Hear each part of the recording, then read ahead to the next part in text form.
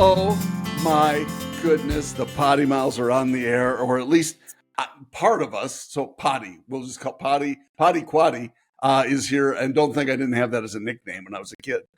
And my special guest this week, while Nick is out, I think he's gallivanting, I think it's fair to say, is my buddy, good longtime friend. And I used to do work for him. I had to keep him happy. My buddy, Bill Taylor. Hey, John, how are you? Now I don't need to keep him happy at all. No, you don't. And let's face it, you never did. No. I mean, you never had to. I mean, no. Hey, can we start over? Yeah. Hey, John, you were the best. Yeah, I'll just cut out all that other crap, Bill. I always edit. Yeah, I'll edit it. Right. Like I know how to edit anything. Yes, so we are missing Nick, and mainly because of his editing skills. And I'm sure, of course, I never listen to the podcast. I do. But it's funny. I thought I said something here, and he took it out. It was something really smart, and he'll just remove it. So, yeah, I know. So this time, no, he doesn't. We do miss Nick. Hopefully he's having a good week, good day, lots of work stuff coming up for him. And so Bill and I are going to kind of batten down the hatches and take things on. But I'm delighted to have you, brother. Good to see you as always. Well, I appreciate it. Thank Nick for taking some time off so I could jump in. I think that's what he did. I think it's Bill's turn to come in here and be bored to death with you, John, as a co-host. So no. always happy to have you. It's always a good time. Yeah, thank you. Bill agreed. Is also known lovingly as the Vehicle Nanny and has a great website, vehiclenanny.com. Does lots of impressive posting, and it's just he takes his and I guess I can call it a pastime or a hobby sort of, Bill. But yeah. Why don't you just let people know what it is in the Reader's Digest version, and you've done some great posts that I really enjoy reading. Very thoughtful. Well, I appreciate it. Really, the intent of it, and ironically, I think I launched it here over 4 years ago on your podcast. But the intent of this is just to kind of keep the car hobby alive with the younger generation.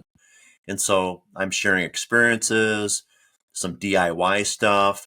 Nothing too heavy, but just things that will make entry into the car hobby a lot less intimidating. Mm-hmm. And for those who are really into it, we can really go down some interesting paths. But I do my best to have something every week.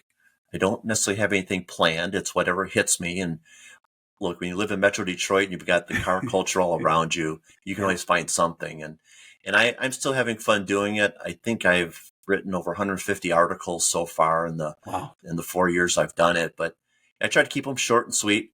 And it's ironic, and I know you want Reader's Digest, but as I look at analytics, there's one article that is head and shoulders above the rest, and it was a do-it-yourself roof rack article where I made something out of wood during the pandemic.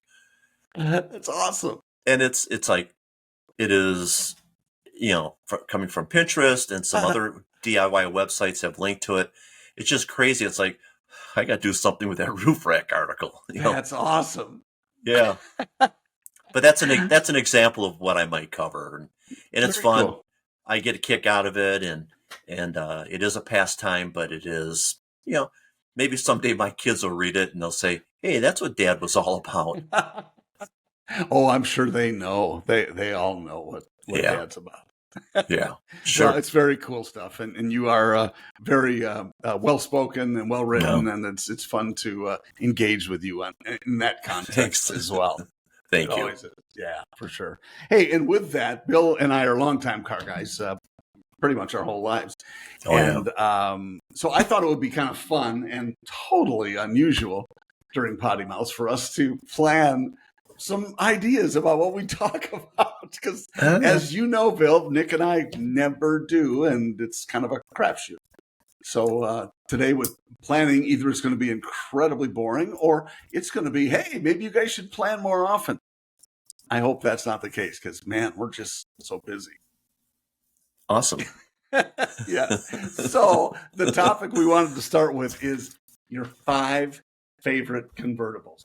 So I thought maybe we could go back and forth with number 5 and then number 4 and so on, just to kind of kind of say, but I knew you can't just say your 5 favorite cars because I don't think I could whittle mine down to 5, and it's just too broad, right? Don't you think? Oh, it is. And realistically, that could change from month to month with me. I know, me too. I'm famous for going out on the marketplace every day to take a look at what's for sale. And just for kicks, I like to kind of see what's popular, what's not. But I've got my favorites over the years. But trust me, if you look at my buying behaviors, I know, you can never pin me down to any segment. No, me too. And that's fun. I mean, I don't want to be,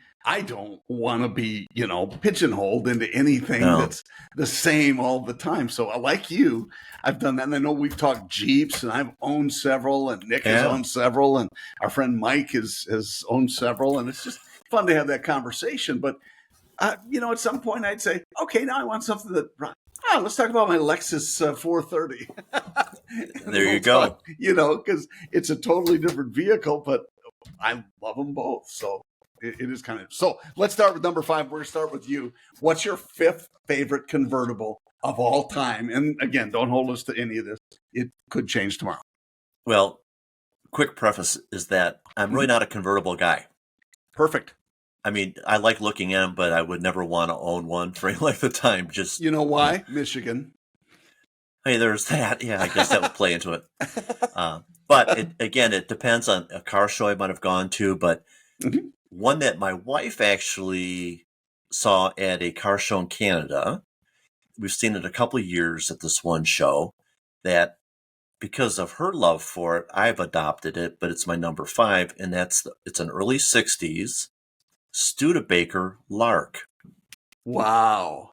So picture Plymouth Valiant, a Rambler, that type of, we'll call it a mid-size car, but there's just something kind of cool and cute about it. Straight 6, 3 on the tree.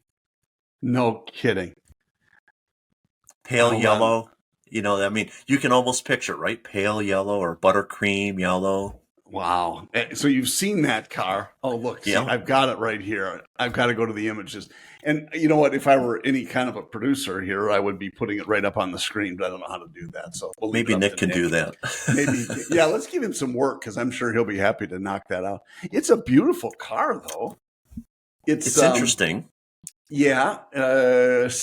What year did you say? It was, I want to say early 60s, maybe 64. Yeah. Okay, I'm 62? Looking at the 62, which is really cool and cream colored, like you said, but with a teal interior. Which is unusual, yeah. But it's Studebaker. Okay, my number 5 is going to surprise you, I predict. And that is a, where's the favorite convertibles? Right here. 1992 Cadillac Alante. Alante, yes. Was it Pininfarina? Pininfarina was the co-builder, right? Yeah. With GM, with Cadillac, and it had the North Star engine. Remember that? The 4.0 liter, 4.5 liter, 4.6 maybe. I don't know. Was it? I don't remember. There were several variants, sure. Yeah, but it was the first. I think the first or second year, anyway. But the reason I liked it and remembered is because I was selling them at the time, and there was a process because it wasn't a power roof. There was a process for stowing the roof in the trunk. There was no power to it. It was all manual. And people go, a Cadillac with a manual roof? And we took a lot of heat for it. But I could drop the top. We had a rate in like 20 seconds. And so, I mean, it was boom, boom, boom, boom, boom, really fast to get it done before you put the boot on. If you own that car today, John, you'd be thankful. It'd be worth nothing. No, but you'd be thankful it did not have a hydraulic top. Oh, no doubt. Especially those earlier, well, that's in the 90s. But gosh, you get into the 60s and 70s, and I know you probably run across that. Man, those things are tough. And I'm guessing I will predict that there may be some other 60s convertibles on our list. Yeah. Well, that seemed to be like the golden age of convertibles. Yes. Oh, for sure. For sure. Now, I think before that the Ralph Nader stuff came in. Remember, they stopped convertibles until the early 80s. I want to say the Cadillac or the Buick Riviera 83. I sold one it was a convertible, and it was the first convertible we had in years because they took them off the market in the I think U.S. 76. I know the 76 right. 76 Eldorado was the last convertible that GM made. So 76 to at least 83. Yeah. Till that time. Now that Alante, if I'm not mistaken, they used to fly those bodies from wherever they're built. I want to say Italy to Detroit on 747, special 747, so they can complete assembly here. Wow, that's they were pricey, as I recall. But they were nice driving car. I mean, they were great and very, with convertibles, you kind of got to be careful because they can get some body flex, right? Oh yeah. And that one was a surprisingly short wheelbase, but surprisingly pretty solid in how it was put together. So anyway, what's your number 4? What's your number 4? I'll say again, early 60s. Let's say 1964 Lincoln Continental, the 4-door. 1964 Lincoln Continental is my number 1. Really? Yeah. So this is the same car that John F. Kennedy was shot in. Well, I didn't really want that one, but they did clean it, by the way. Yeah, his had the homicide doors. I like the suicide doors. Thank you. Hey, too soon? Still too soon? 1963? It's still too soon. It's been 60 years. Yeah, but that's what they called them. That's what I loved about it was the suicide doors. Yeah, on that 4-door convertible. It's just the coolest car. They had it on. This is me not remembering the show. It was the Beverly Kids. Hillbillies. No. Nicely done. They won't get that, but you and I do. It was. Shoot, I'll think of it as some show anyway that had the rock star and his entourage was the name of the show. Okay. And, so they had a 60. I think it was a 64 convertible. It was awesome, beautiful car. Anyway, so that's your number 4. Yeah. Good. What's yours? Well, let's see. Let's find out what I had. 1962 Corvette. Nice. That was before the big changeover to the split window, right? Correct. Which I liked. That was what, 64 was the changeover? 63. Was it really? Yeah. Okay. Well, the 62 I liked in particular. I think the 60, it was probably the 59 too. I think the 57 was the one headlight, and then 58 through 62 then would have been the double headlights, twin headlights. Which I think was beautiful. And I it think had so a too. really cool. nice dash too. But as I see by watching some of the shows on Motor Trend TV, if you ever watch any of those, and I'm sure you do, Iron Resurrection. I know mine's kind of all the time. Iron Resurrection's one of my favorites, and of course, Bitchin' Rides. I love Dave Kindig. But they do such awesome work on the cars. Oh, incredible. Put new frames and everything, because honestly, the suspension and the frames on those cars, by today's standard, were terrible. Yeah.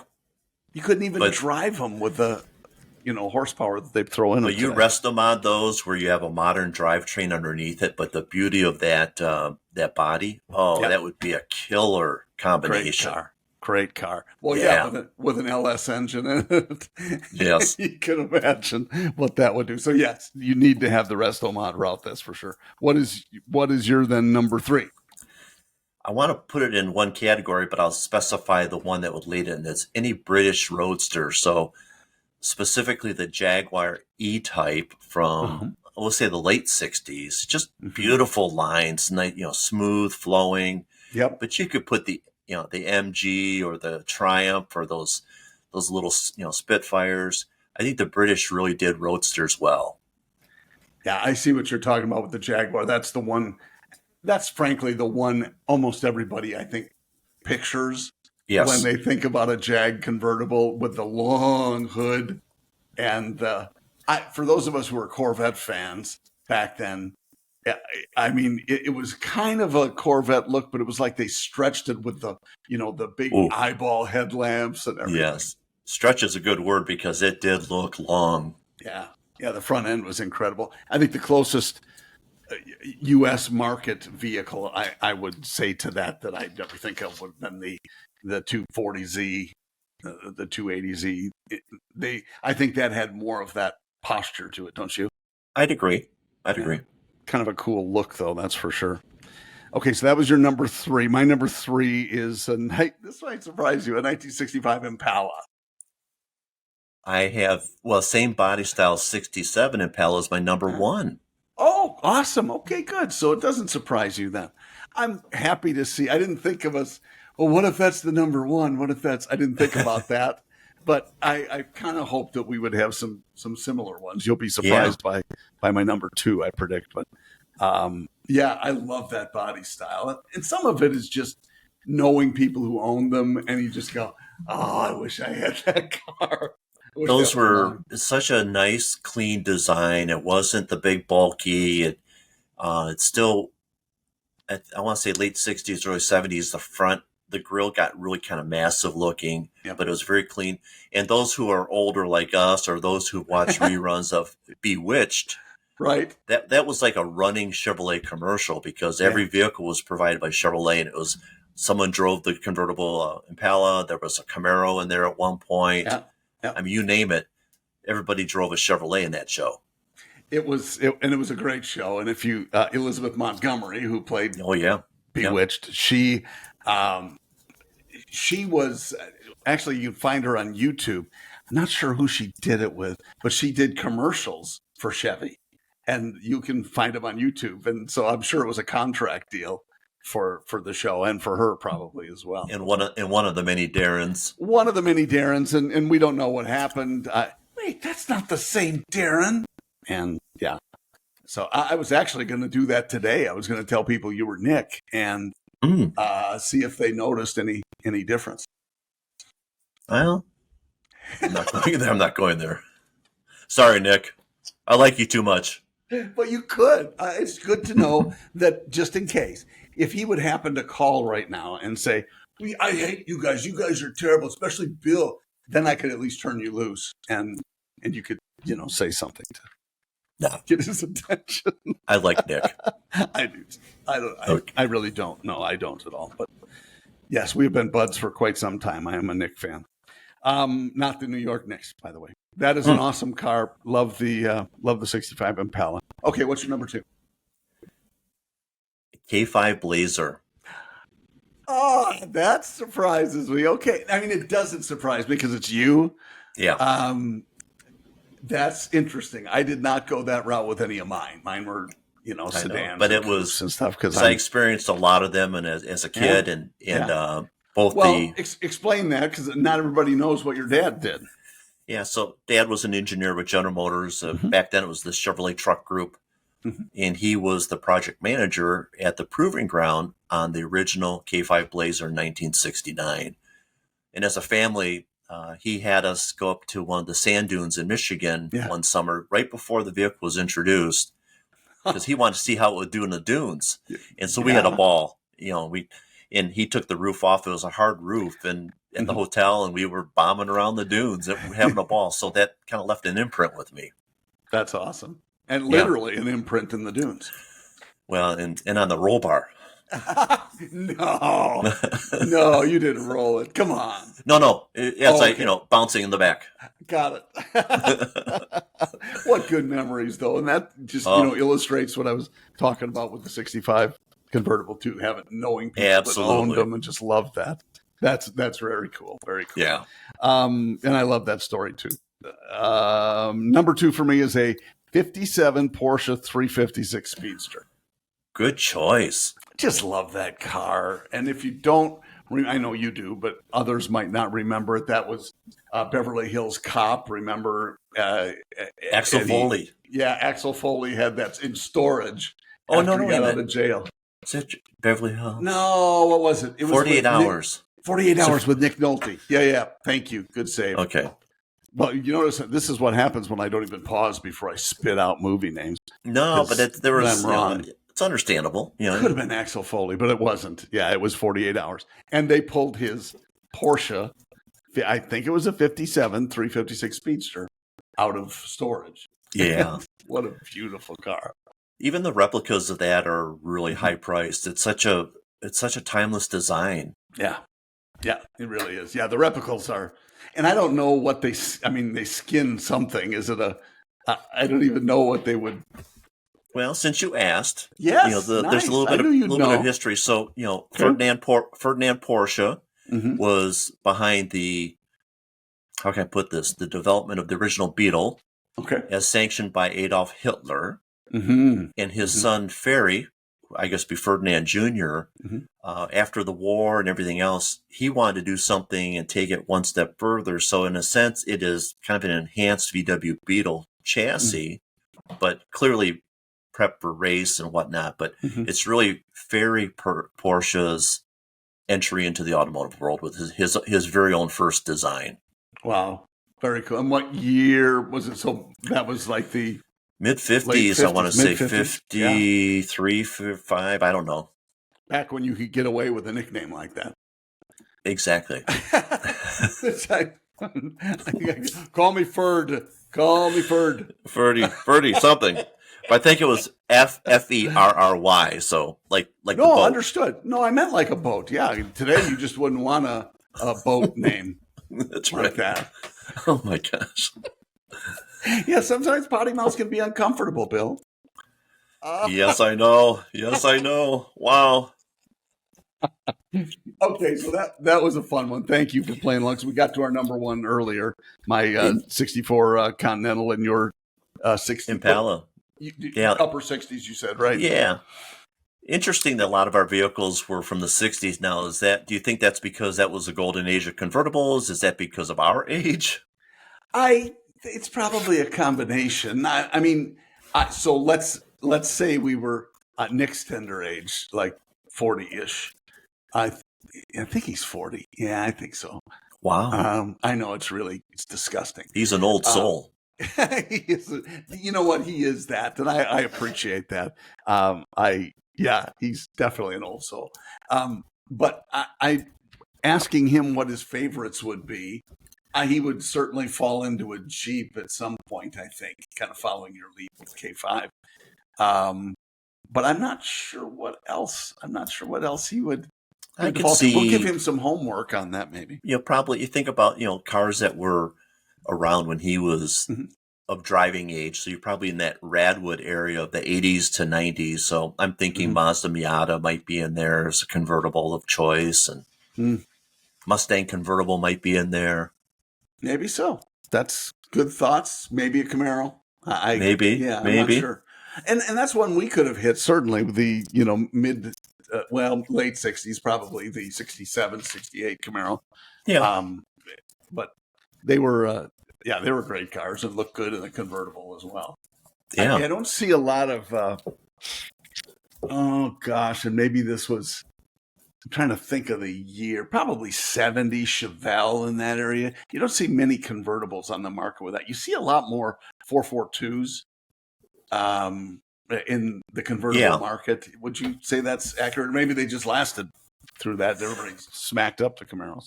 Well, so much of those too with convertible tops, they weren't exactly the driest cars. So, they collected water and rusted out. And yeah, for sure. But I think probably the Oldsmobiles and the GTOs were higher priced cars. So people probably were willing to spend the extra money on the convertible, which wasn't that much more back then.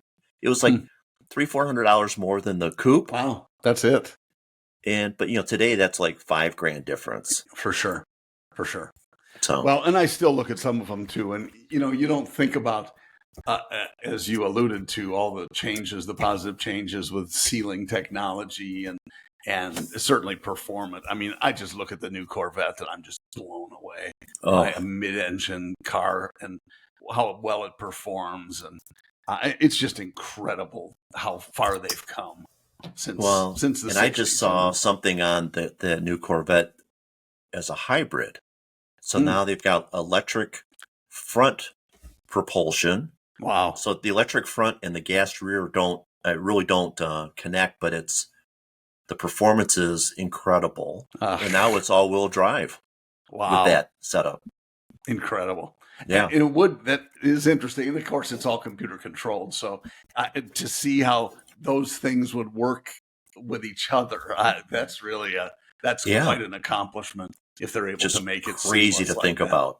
Yep, for sure. Well, and who can argue with Teslas? I still love, and I know I've referred to it several times, the Tesla Plaid channel, which is another great YouTube channel. And this guy just goes to racetracks, and he goes up against Fox bodies and up against, cars that are 10-second cars and under in the quarter mile. And that's incredible speed. And he blows the doors off the vast majority of them. He just blows the doors off. It's crazy. And, doesn't have to spin his tires for traction or anything. He just has to make sure he's not in any water.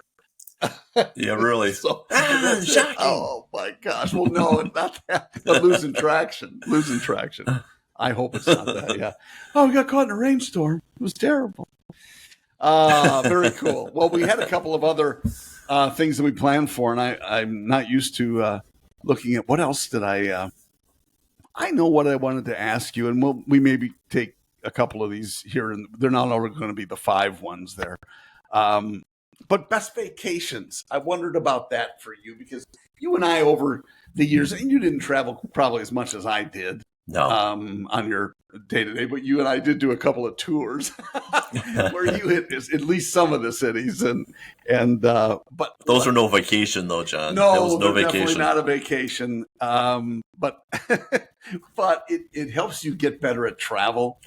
And just one quick point about that: anytime I would travel with Lisa and our son when he was that age, she would make sure I'm at the airport in vacation mode, not in business mode, because there's 2 different speeds. Well, there is. And unfortunately, and if you're like me with all the business travel you might have done, sometimes it's really hard to look at, hey, oh boy, let's go to the airport and fly somewhere. It's like, that's why I favor driving vacations when I can. Yeah, I would agree with you. And I really would appreciate doing more of that. And we'll see. We'll see how much. See, I would do an RV, and we've talked about this for years too, but the more I look at some of and it's all YouTube, I live through YouTube on most of this stuff before I make the mistake and actually live through something on purpose. These Class A RVs, and they go anywhere from $100,000 to, 3 million or 4 million or more. Crazy. Yeah. Let's just say I would be at the lower end of that scale, but it's your house going down the road. And unless you're in the high dollar end of it, in the $1 million range, it sounds like it's your house going down the road. It's bouncy, and you just have crap rattling and all that. And the repairs that you have to be able to do on the fly, I'd have to travel with a mechanic. I would, just because I'm not willing to do all that crap. And, we have a seam separation over here. Well, let's tell Fred, I need you to fix the seam, and I'm going to be out having a beer in front. And it's all the wastewater tank is like, it's like, that's not very appealing to me. I'm sorry. Fred. Yeah. Handle the shitter, Fred. Shitter's full. Shitter's full, exactly. Yeah, I don't. So that part is the downside to me. If we're just taking the truck and maybe pulling a small trailer, I think a small house going down the road rattles less than a big one. So I don't know. What are your thoughts? Have you done any of that? I really haven't. We did once as a kid. Again, it was an engineering vehicle, and it was not quite a complete motorhome. It was, let's just say, it was more like a step van converted, because there was a lot of sandbags for ballast. But it was really enjoyable. Yeah. What was and I know you'll know this. Remember the GMC motorhomes with the dual wheels? Yes. That was 70s, early 70s? Mid-70s, yeah. Mid-70s, okay. I've seen some of those that have been redone, and they're kind of cool, some of them. But they really are. Yeah. And there's quite a following. I considered it at one point, and it, you gotta be careful, because you're talking about, it's a front wheel drive, You know, I think it was essentially an Oldsmobile Tornado front powertrain. Exactly right. Yep. And then a dual axle in the back, which was just basically air suspension, I think. And but it was a beautiful design. It was pretty cool looking. Ahead of its time, for sure. I think so. So. Awesome. Okay, so and these can be places you've driven to or whatever, if that's your favorite. But what are some of your favorite places that you've visited, with or without mom, or with or without your wife, and how that all went? Well, it's interesting. When I was still working the Saturn brand, I did, dealer events or retailer events, and we did our first ever sales manager contest in around 2007. All those years Saturn was in business, we never did a sales manager contest. And the payoff was a private yacht, or I'll call it a private cruise ship. So we contracted this cruise ship down in, I think we left Puerto Rico, San Juan, but it could hold 100 people, so 50 cabins. And I was the host. Oh, and awesome. It was all Saturn sales managers and their spouses, and we had a ball. Wow. And we hit 3 different islands, but one of them was this little, I think it was a British island, Joost van Dyke. I think there's like 10 people that live on the island, but there is a bar there, the Soggy Bottom Bar. It was famous. Yes. It was famous for a rum drink called the Painkiller.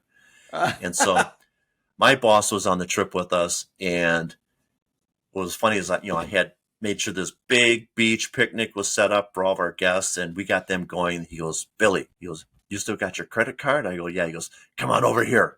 And so a handful of us went to this bar and started having a good time, and it was just a sand bottom bar. Wow. And the cruise ship was going to be taking off. We had to be back at 2. 2 comes and goes, and I'm getting on the radio, Bill, I gotta bring everyone back. And there's like now a dozen of us. Oh, and we're like, yeah, we'll be there. We'll be right there. And then finally at 5:00, the captain shows up, and he goes, I know you're the host, but we are leaving whether you are on the boat or not. And we're like, okay, we're coming. Wow. So probably my favorite.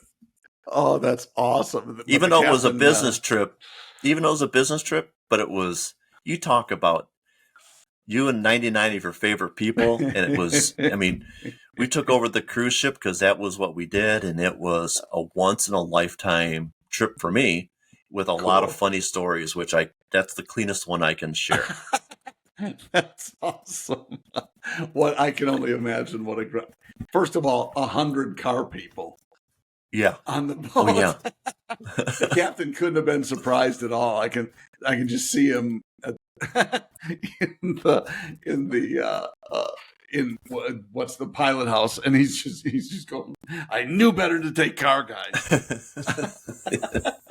Yeah, it was good. It was our marketing company found that boat as somebody had canceled their charter or a charter, so we got a great deal on it. On top of that, wow. So it was outstanding. And unfortunately, the Saturn brand was gone 2 years later. But yeah, yes, and that is an unfortunate thing. We should visit that at some point as well if we have time today, because that is an unfortunate happening in the history of General Motors. But exactly, but what a cool trip.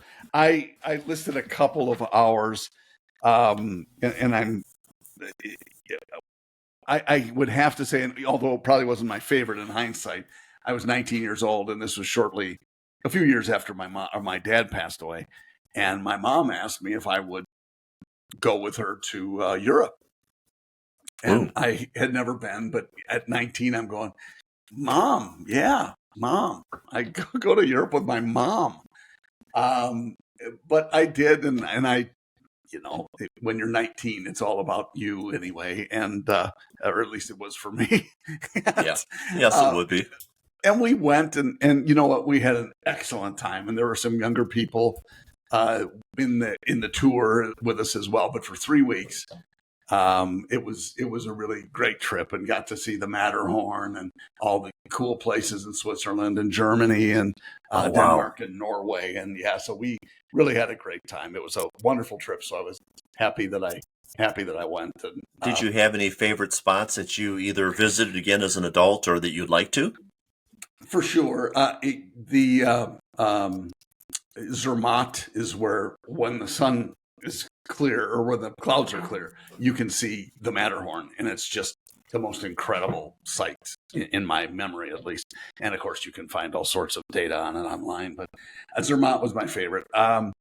Beyond that, it was all fun because the people were so fun. We had there were some folks on the tour, and you think, oh, you don't want to do a tour. You want to go, with a tour, you don't have to do anything. You don't have to think about what's tomorrow. No, it's all taken care of. Your hotel's ready. Your meals are handled. And I just had to hit Mom up for, $20 here and there so I could buy the Norwegian girls some cocktails. I'm glad you finished that statement. Yeah, buy the Norwegian girls. So that's what cocktails. You meant, yeah. Cocktails, yes. But so it was fun, and I had studied Norwegian in college for a semester, so I'm kind of excited, and my grandma spoke some Norwegian. She's first generation, or was first generation out of Norway, and so I was excited about that. Well, the first person I got to speak to in Norway was an intoxicated lady who wanted to ride with us in the tour bus over into the next town. And the bus driver said, "What did she say, John?" I said, "I have no idea." Because, she didn't know if she was foot or horseback, as we used to say in Wisconsin. I was afraid where this was going, and I was sure it was going to start out as a letter. Dear Penthouse Forum. You're not going to believe what happened. Yeah, to me. You and I are the only two listening that remember Penthouse Forum, so don't worry. We're good. Well, I heard about it. I never. No. Oh my gosh! So that was a good one to start with. Awesome. But I would be remiss if I didn't talk about Maui. We went there for our 25th wedding anniversary and 30th wedding anniversary. We went to St. Croix, which kind of surprised me. Was a lot of fun. They have American cars there, so left-hand drive, but you have to drive on the left-hand side of the road. Ooh. I know. So I'm trying to figure it out. That's the worst of everything. I know. You're constantly near the ditch. And, but I somehow figured it out, and Lisa was very complimentary. You did a great job. Well, it's just because she didn't want to drive. But anyway, so that was kind of fun. St. Croix, but beautiful. And they subsequently got just hammered by a hurricane. I think it just tore up the resort we were in there. But a great trip. And then lastly, and out of just off the top of my head, was Banff with Lisa and our son. I've heard it's beautiful. Oh my gosh, we had such a good time and great memories, and it just is gorgeous. And we went to Lake Louise, I think it is. That's about an hour drive away. It's just almost indescribable. That is outstanding. I've got friends who have been there, and they just to a single one of them, they were just so complimentary of just how beautiful that was and how great the people were that were there. Yes, for sure. Very good folks. We finished it up on the last full day with horseback riding. And so, this is like, we had to be there, I want to say 6 or 7 in the morning, and it was 50 degrees maybe. Ooh. But this beautiful, and I think it was July or August. So it's like, really? This is all the warmer it is? But we got out there and just had just a wonderful ride, and they had a trail breakfast. And so I know Michael will never forget it. He was, probably 13 or 14 at the time. But anyway, just a great, wonderful family trip. Oh my gosh. Yeah. What others do you have? Well, I'll say 2 others. One was a family trip we took about 10 years ago. We went to Dominican Republic, which was going to be sketchy, but you go to an all-inclusive resort, you don't leave it. Mm-hmm. Mm-hmm. But my son was about 20, so my daughter was 22-ish. Mm-hmm. My son was just learning how to drink, right? It was legal there, so at least he had a good teacher. yeah. Along. So he spent all day in that pool, going up the swim up pool bar. So watching him in action, unfortunately, he overindulged one day, and you get back to the room, and late that night, as he's coming around, he was realizing he had lost sunglasses and flip flops, and he goes, "Dad, it was a bad day." And I said, "Well, why is that, Will?" He goes, "I lost my flip flops, my sunglasses, and my dignity." So, that's awesome. Of course, that's now all I remember from the trip, but it was pretty funny. It's a good lesson well learned. Yeah. But we had that's awesome. Mary and I, my wife and I, took a driving trip for the first time in years this summer, and we went up to northern Michigan to Traverse City, and then we took a couple of days and came home along the western coast of Michigan, so along Lake Michigan, and kind of boring old people stuff, but it was hitting antique shops and whatever. And then our last night on the road was in downtown Grand Rapids, which was walkable to a lot of really cool stuff. Had a great dinner. It was just a really nice driving trip. No stress because you had zero planes to worry about catching, no airport parking or whatever. And it just reminded me that was really a great way to do a vacation. And in Michigan, there's a lot I've yet to see. I mean, it's a big state. You know that. You've lived here. Yeah. And it was just, I want to do more of that, and we will. It's just, we just need to get out and do it.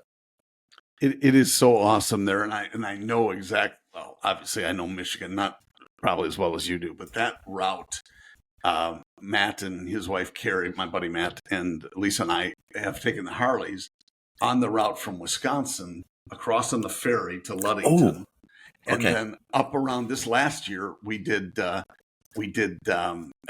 back roads up to Charlevoix and Petoskey. Am I saying that right? Yes, Petoskey? you are. Okay. Yeah. But up in that area, we spent the night, I think, in Petoskey, and it was great. And then we went over across the bridge up to the UP, and then back around to Wisconsin. So we've done that twice in both directions. So it's kind of fun. But on bikes. Fun to do on Harley. So we would bring the Harley on the ferry, and it's, 4.5 hours. So we'd end up spending the night at Ludington.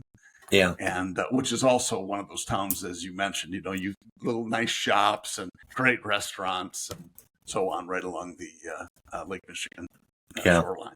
And it's incredible. Just beautiful views all the way up and down there. Yeah, and it's such a departure from, Metro Detroit. We're hustle bustle and everything else. You get farther out like that, and it's like a whole different part of the country, but it's still within your own state. So it's really kind of cool to explore that.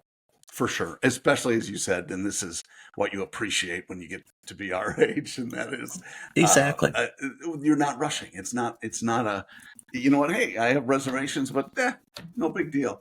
And it was just a fun ride. We did do, I want to say the first time we went up, we watched a Packers game. So we went to Green Bay. That was our first stop. Okay. And it was a preseason game. So it was, tickets were reasonable and it was warm enough. And that was fun. But then the next day we went up and ended up staying at, can't remember the town, but I'll think of it. It was just such a fun time. It's backwards, like Wisconsin town in the UP, that you just go. That's most of them. Oh my gosh, it is. But it was so much fun, and we had such a great time hanging out up there. That have you done the UP trip across? We have. My dad grew up in Houghton, up in the Upper Peninsula. So back then it was, copper mines and. Wow, very bustling, and now it's like a town that time forgot. But it's a long drive from here. It's almost 10, 12 hours from Detroit to get to that part of the state. Well, it is, and the part that blows me away, and you're more familiar with it than I am, but the GM that we knew, the GM General Motors people, on the weekends would go to cabins or cottages up there. Yeah. And oh my gosh, it had to be at the end of the day, and I don't like that phrase at the end of the day, but truly it was at the end of the workday. People would hop in their cars and drive, 5-6 hours to a minimum of 3 up to 6. Yeah. Depending upon traffic and everything. And oh my gosh, I don't know how they did that. And then you're there for maybe 2 nights and you go, well, let's hit the road. Yeah, let's pack everything up. Do it all over again. I give them great credit for doing that. But oh my gosh, what a kind of a hectic weekend it seemed like in the summer. That's when it's nice. It's like boats. You want a friend with a cottage, you just don't want to own it. That's just it. That's exactly right. And that and what do we say? Boats and motorhomes and 100-year-old houses. Yes. So yeah, those are the things. Anyway, that is such a beautiful area. Okay, I'm going to try and find this town because I can't. Oh, Naubinway. That's the name of the town. What was it? UP. Naubinway. Naubinway. It's right on 2, right on the southern edge. Is that near Escanaba? No, well, it's 100, 120, 130 miles probably, but okay. Escanaba is just right at the tip of Wisconsin, more or less, getting into the UP, and then Naubinway is much closer to Mackinac City. And I'm sure you've pondered this thought, but you ever wonder why Michigan has the Upper Peninsula and you have to go across this 5-mile bridge to get to it when it's actually connected to Wisconsin? Well, but yes, number one, but number two, when you go up there, you recognize it's just an extension of northern Wisconsin. Yes, yeah. They're all Packers fans. I mean, right. There aren't any Lions fans out there, or at least not many. But because they always have been. So if it's a family thing, they've been there for years, or a cottage or cabin. They've been Packers fans since before I was, probably. Yeah, so. They don't really care for the rest of us in the Lower Peninsula. The nicest name they've given us is Downstaters. Yes. And there's another one which I think has a double meaning, which I'm not going to share. But they have names, of course. Yeah, we all have names for Yes. Well, in Wisconsin, we always had names for people from Chicago. The Fibs or Fibs. Oh, yeah. So, not that they lied or fibbing, nothing like that. I never knew that. So now I did learn one thing on this podcast. Contrary to popular belief, Bill. Correct. Some people learn things. And speaking of which, we should probably call it a day. So we're not, I know, and I'm concerned about your health. So when we do podcasts, I don't want to go too long because Bill, they did a 2-hour PoddiMouths and I walked for 2 hours because Bill listens usually while he walks, or used to. Is that still accurate? Used to. No, I not don't anymore. No, I not listen to you while I'm driving. Or when you're on a Segway or something like that. Exactly. Well, anyway, I don't want to go too long for that reason. For those of you who are walking as you're listening, because you'll walk for 45 minutes and where the hell am I? Which is how I walk quite often. But I want to make sure I say thanks, Bill. It's always awesome to see you, and thanks, fun John. in this context for a change. And I know you're on the other end with the earbuds listening rather than being a participant, but it's great fun to have you here, and I'm sure Nick would say the same thing. Well, it would be fun to do one with Nick as well, because there's probably a couple other topics that would be fun to get out there in the open. But I really appreciate you reaching out. I've been big fans of both you and Nick for the last 4 years plus, and like you've heard so many times when I'm walking or whatever I'm doing when I'm listening, I always want to jump into the conversation because it's that engaging. Either that or we're so stupid you go, geez, I could do better than this. Well, I know you've got another friend, Candace, who probably yells out too, right? It's Gilligan's Island. Yes. Candace, though, doesn't do it without swearing. So I know that. And I know my wife, Lisa, also yells. So, Candace, you'll be happy to know you have company in the yelling at the at the recording people. Kelly Clarkson. Anyway, oh, my gosh. Yes, I wish we didn't need it, but that's how who cares? I engage the audience. So I'll just go, Nobbin Way, and then we finally think of Okay. it. Yeah, much later. Perfect. Anyway, it is so great to see you, and thanks to all of you listening and watching. We appreciate it, and if you want anything PoddiMouths, you know what to do. PoddiMouths.com, PoddiMouths.com. I don't have to tell you that because you're here. And you can get all sorts of merch at the website, and you can get old episodes and boring, delightful episodes. I don't know. There's a little bit of everything out there, so don't be afraid to check it out and check us out on all the usual social networks as well. So for my buddy Nick, who's not with us, but my other buddy Phil, who is, thanks for joining us, and great to see you guys. Talk to you soon. See you, John. See ya.